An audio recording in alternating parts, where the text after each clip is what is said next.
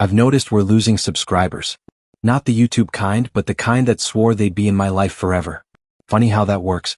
One day you're surrounded by people who claim to love you, and the next, you're watching them walk away like you were just another phase in their lives.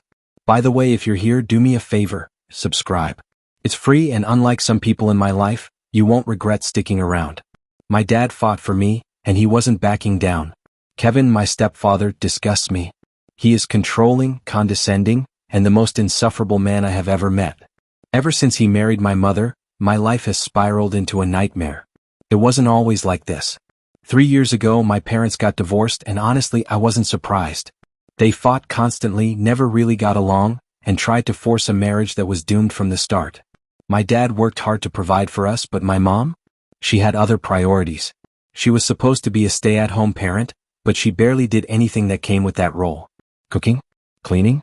Helping me with my homework? No. Instead, she was glued to her phone, obsessed with becoming some kind of beauty influencer. She spent hours recording videos, posting pictures, and desperately trying to grow a following that barely existed. And when she wasn't online, she was out spending my dad's money, shopping, brunching, getting beauty treatments. She was more invested in her reflection than in me. She didn't care about my grades or my well-being. What mattered to her was making sure I looked perfect, so I wouldn't embarrass her image. When my parents divorced, they split custody, and for a while things were okay. I was getting used to the new arrangement when suddenly, out of nowhere, my mom introduced him. Kevin. She was obsessed with him from the moment they met. Within days, they were officially dating, and within weeks, she was forcing me to spend time with him. He went from a stranger to an unavoidable part of my life overnight. And he expected me to just accept him as my new father, just like that. But Kevin is nothing like my dad. From the start, he tried to control me. He criticized everything I did. The way I dressed, the way I talked, the way I even existed in my own home.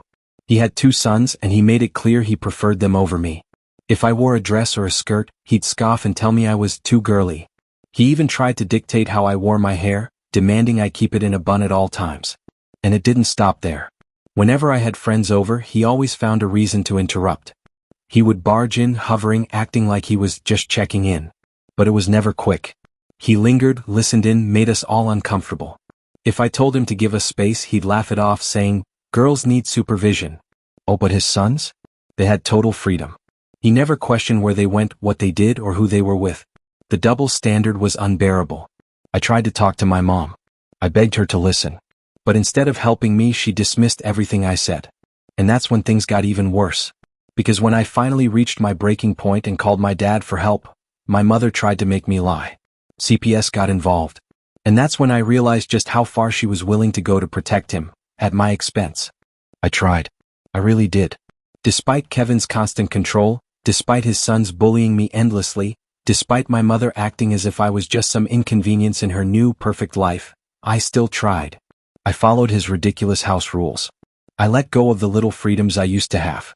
I even bit my tongue when my mother told me I needed to give Kevin a chance because she loved him. I tried to make peace. But it was never enough.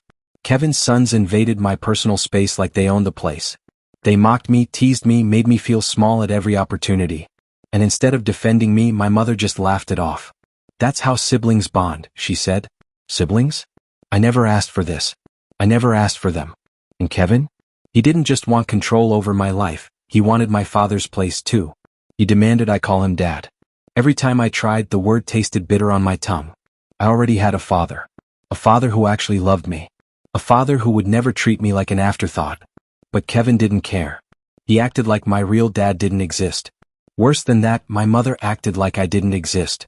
After she married Kevin, it became painfully obvious where her priorities lay. She spent more time with his sons than she ever did with me.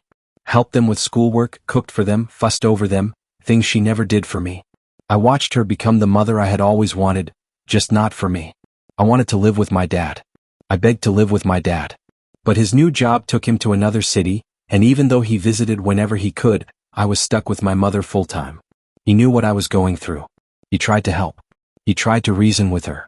But every time he brought it up, she shut him down. Stay out of my marriage. She wasn't interested in hearing how I felt. She had already made her choice. I kept telling myself that if I just waited it out, things would change. That maybe, just maybe, she'd see me again. That Kevin and his sons would stop treating me like an outsider in my own home. Then, for the first time in forever, something good actually happened. Kevin got a promotion. He came home beaming, announcing that we were all going on a family trip. He and my mother picked the destination, booked the tickets, planned everything. For once, I felt a flicker of excitement. Maybe this trip would be a turning point. Maybe this was my chance to finally feel like part of the family. But then the accident happened. The day before our vacation, my mother and I were driving home from shopping for clothes when a car slammed into us from behind. It wasn't a terrible crash, but it was enough. Enough to change everything. The crash should have been a wake-up call. I was hurt, badly. My mother and I had been in a car accident, and while she walked away with just a few bruises, I wasn't as lucky. A broken arm. A concussion. The doctor said I needed to stay in the hospital for a few days for observation. It wasn't an option.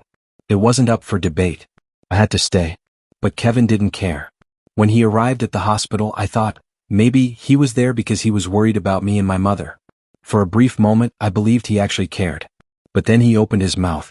Instead of asking how I was, instead of making sure I was okay, he started talking about the trip. Would we still be able to go? Would the money he spent on the tickets go to waste? Would it be too late to cancel? I was lying in a hospital bed, hurting, scared, exhausted, and all he cared about was his precious vacation. I wasn't surprised, but I was disgusted. Then, just when I thought it couldn't get worse, Kevin turned to my mother. The trip is already booked, he reminded her. We're already losing money. There's no point in wasting even more by staying here. And then, the worst part. Kevin looked at me. Looked me right in the eye and said, "At your age, you should be able to stay in a hospital alone for a few days." Like I was some kind of burden. Like I was just in the way. The truth is, I was scared. I didn't want to be alone in a hospital with no family by my side. I was in pain. I was vulnerable. I needed someone. I needed my mom. And for a moment, just a moment, she hesitated. She knew what Kevin was saying was wrong. She even tried to defend me, tried to say she should stay. But Kevin didn't let up. He kept pushing. Kept saying there was no reason for her to waste time sitting beside me all day doing nothing. That I'd be fine. That the hospital had doctors and nurses 24/7, so why did it matter? And in the end, she caved. Of course she did. She always caved to Kevin. She spent one night with me. Just one. I foolishly thought that after seeing me in that hospital bed, vulnerable and hurting, she'd realize how much I needed her. But the next day, Kevin arrived bright and early to pick her up, eager to start his vacation. And she left. She left me there. Alone. The moment she walked out of that hospital room, I felt my heart break. I cried. I cried so hard I could barely breathe. A nurse saw me and gently asked if she could call someone for me. I almost told her no, because who? Who did I have? But then I gave her my father's number. A part of me expected him to brush it off like Kevin did. To tell me I was being dramatic. That it wasn't a big deal. But when he answered and the nurse explained what was happening, his tone changed instantly. I had never heard him sound so angry. So furious. He asked if my mother had really left me alone in the hospital. I told him everything. How Kevin convinced her to go on the trip. How he made it seem like my feelings didn't matter. How they had both abandoned me. And then, my dad said something that sent a chill down my spine. Your mother told me it was just a little fender bender. That you were fine. She lied. She didn't tell him about my broken arm. Or my concussion. Or the fact that she had left me. She lied to his face. I could hear the rage simmering in my father's silence. Then he simply said, "I'm coming. I'm coming right now." I had never felt such relief in my life. For the first time since the accident, I wasn't alone. My father cared. He dropped everything and drove straight to me. Within 2 hours, he was at the hospital, rushing through the door. The second I saw him, I broke down. He hugged me, told me it was okay, told me he was here. And then he went straight to my doctors. He made sure he understood everything about my injuries. He was relieved when they assured him I would be okay, but I could tell, he was furious. Not at me. At Kevin. And my mother. At the people who were supposed to care for me and didn't. He tried calling them. Neither of them answered. And that only made him angrier. He wasn't going to let this go. And for the first time in years, I finally felt like I mattered to someone. My father vowed that Kevin and my mother wouldn't get away with what they did. For the next 2 nights, he stayed by my side, never leaving me alone for a second. He took time off work, put everything on hold, because to him, I mattered. He didn't just see me as an inconvenience. He saw me as his child. When the doctors finally released me, my father wasn't about to send me back to Kevin's house, where I'd be stuck with a babysitter until my mother returned. Instead, he insisted that I stay with him. And for the first time in a long time, I agreed without hesitation. The moment we got to his house, my dad tried calling my mother again. This time she picked up. She claimed she had missed his calls because she was having too much fun with Kevin and his sons. That was the last straw. Hearing that sent my father over the edge. He didn't hold back. He told her exactly what he thought. That what she did was unacceptable. That leaving her own child in a hospital alone for the sake of a vacation wasn't just selfish, it was neglect. And he wasn't going to let it slide. He made it very clear that if she thought she could just brush this under the rug, she was wrong. He was ready to take legal action. If it came down to it, he would take her to court. And if that meant she lost custody of me, so be it. The fallout was immediate. My phone wouldn't stop vibrating. Call after call. Message after message. From both my mother and Kevin. But not to apologize. Not even close. Instead of admitting what they did was wrong, instead of showing even a shred of remorse, they blamed me. They said I had ruined their vacation. That I had made things worse by getting my father involved. That if I had just kept my mouth shut and stayed in the hospital quietly, none of this would have happened. Kevin even had the audacity to say, "You could have just stayed put and not caused a scene." Like I was the problem. Like they weren't the ones who abandoned me in a hospital bed. For so long I had let things slide. I had let them treat me like I didn't matter, thinking that one day it would change. But it never did. Looking back now, I can't believe I put up with it for so long. Kevin had always tried to ruin my relationship with my father. He constantly talked down about him, calling him a deadbeat and a loser, just because my dad wasn't rich like Kevin. My mom? She never told him to stop. Whenever I brought up issues, how Kevin treated me, how I felt left out, he dismissed me. Told me I was too sensitive. That I was exaggerating. Because I was a girl. Because I wasn't one of his sons. Kevin always prioritized his boys. If they needed money? No problem. But if I asked for anything, even if it was my own father's money, Kevin would interrogate me like I was some kind of criminal. He made me feel guilty for simply existing in his home. Family outings? Dinners? Vacations? They made plans without me all the time. Their excuse? "Oh, we didn't want to bother you." As if I wasn't part of the family. Even on my birthday, they barely made an effort. Kevin would say, "My sons don't make a big deal about birthdays, so why should you?" Like I wasn't allowed to have something special. And when I struggled with school, instead of support, Kevin just rolled his eyes and called me lazy. My mother? She stayed silent. Like she always did. But this time? I wasn't going to stay silent anymore. CPS gets involved. My father wasn't playing around. He reported them to CPS. It wasn't an easy decision for him. But he couldn't just let this go. He wouldn't let them get away with treating me like I didn't matter. A few days after my mother and Kevin returned home, they got the call. CPS wanted answers. They had to explain why they left a minor alone in the hospital. They had to answer for their neglect. And guess what? The authorities agreed with my father. Leaving me behind like that wasn't just selfish, it was dangerous. And for once, they couldn't just sweep it under the rug. My mother's true colors. After that, my mother finally called me. Not to ask if I was okay. Not to apologize. She was furious. Not because of what she did, but because I told someone about it. She blamed me for the trouble she and Kevin were in. She said that by involving CPS, I had made things so much worse. But the worst part? She told me that when CPS called, I needed to lie. She begged me to say it wasn't a big deal. She even tried to guilt-trip me. She said, "I gave you years of my life. Now you have to prove your loyalty to me." Loyalty. Like I owed her something for simply being my mother. But what really disgusted me? She wasn't even worried about me. She was worried about Kevin. She was terrified that this would cause problems for him. That his ex-wife would find out. That he would have to deal with the consequences. She wasn't scared for me. She was scared for him. That was it. That was the moment I finally saw the truth. She didn't care about me.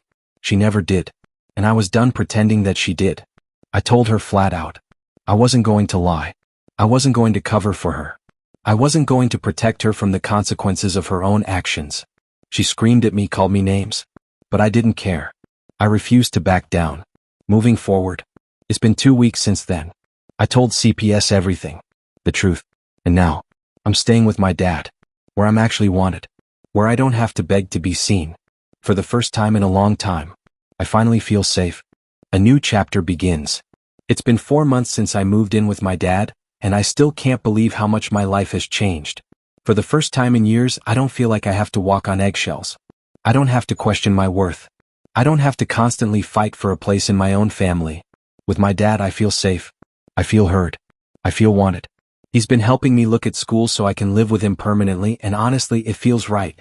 I don't wake up every day dreading the next moment. I don't feel like I have to shrink myself to fit into someone else's life. Instead, I exist, fully, freely. And that's something I never had before. CPS held them accountable. As for my mother, CPS didn't let her off the hook. She received an official warning. They made it clear that what she did was not okay. She had abandoned her responsibility to me, and there was no brushing it under the rug this time. They required her to attend parenting classes and counseling to address the damage she had done, not just to me but to herself. Kevin wasn't spared either. CPS questioned him, pointing out how he had completely disregarded my well-being, especially after the hospital incident. They told both of them that if I ever stayed with them again, they would be watching. And if they ever pulled something like this again, there would be real consequences. Finding myself again. 4 months. 4 months of peace. 4 months of rediscovering who I am without constantly being told I'm too much or not enough. I've been able to focus on my studies and take care of my mental health without the constant stress of living under Kevin's rules.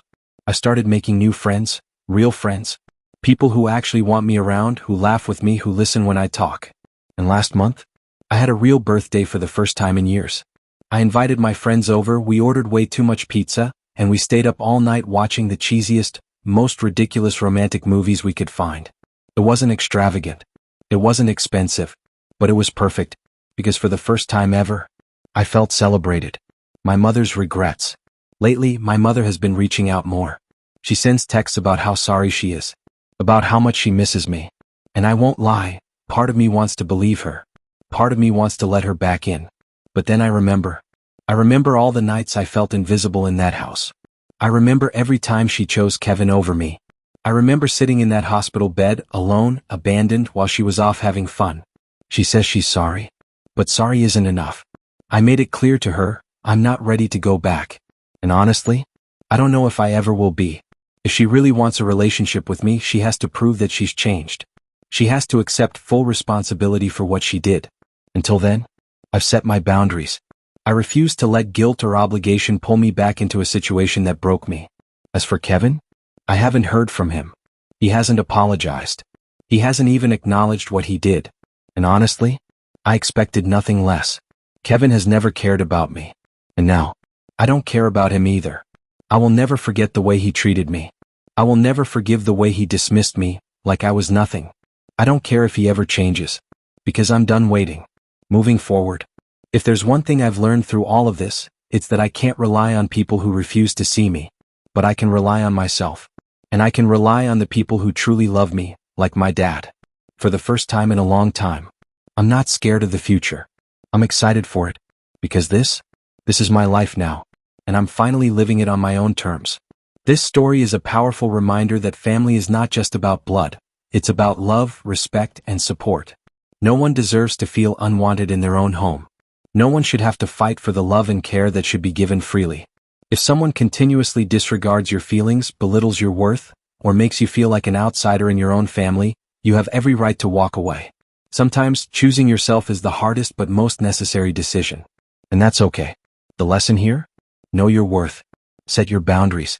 Never let guilt keep you in a place where you are not valued. Does this story resonate with you? Have you ever felt like you were pushed aside or treated unfairly by family? Do you relate to this story in any way? We'd love to hear your thoughts. Share your experiences in the comments. Let's start a conversation and support each other. And if you found this story meaningful, don't forget to like, share, and comment. You never know who might need to hear this today.